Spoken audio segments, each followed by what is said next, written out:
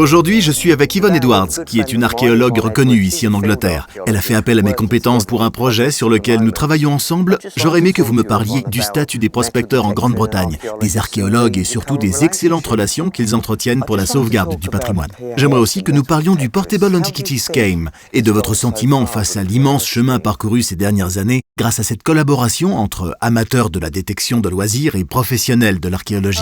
Oh, je pense que le PAS a été un outil exceptionnel pour l'évaluation des trouvailles dans notre pays. Il nous a, par exemple, permis d'enrichir considérablement les vitrines des musées. Je suis sûre que si ce concept pouvait être repris dans d'autres pays, ce serait une réelle avancée pour la connaissance scientifique. Vous pensez qu'il est possible pour les utilisateurs de détecteurs et les archéologues d'unir leurs forces et peut-être d'obtenir des financements spécifiques pour des opérations communes? Eh bien, en tout cas, je trouve l'idée très intéressante et tout à fait digne d'intérêt.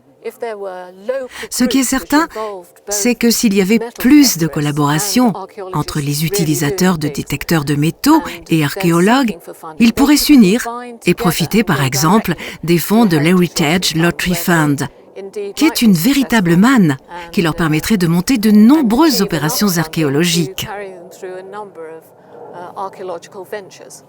En Grande-Bretagne, le PAS est subventionné, mais à l'étranger, beaucoup de détracteurs mettent en avant le manque de moyens pour financer un tel système. Pensez-vous qu'il y ait des solutions?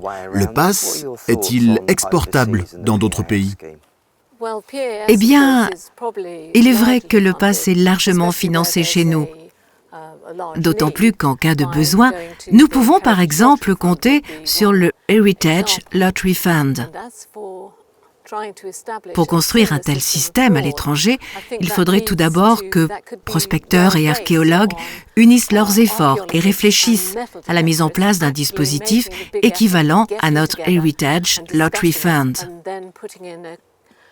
Ce sera un bon point de départ pour pouvoir récompenser les inventeurs de leurs découvertes. En tant que référente scientifique, que pensez-vous des utilisateurs de détecteurs de métaux? Car je sais que dans un passé pas si lointain, les archéologues étaient relativement hostiles à notre rencontre. Personnellement, il me semble que cette situation s'est sensiblement améliorée. Qu'en est-il? Durant les 10 ou 15 dernières années, il est certain que les choses se sont nettement améliorées. Les archéologues locaux ont appris à mieux connaître les prospecteurs et surtout à travailler en bonne intelligence avec eux, ce qui s'est révélé extrêmement positif. Dans le passé, les scientifiques avaient tendance à tenir les utilisateurs de détecteurs de métaux à l'écart. Cela était dommageable, car ces derniers ne rapportaient pas leurs découvertes. Ils n'avaient aucun intérêt à le faire. Eh bien, merci beaucoup Yvonne pour cette interview. Et si on se remettait au boulot? Merci, ce fut un grand plaisir et une discussion très intéressante.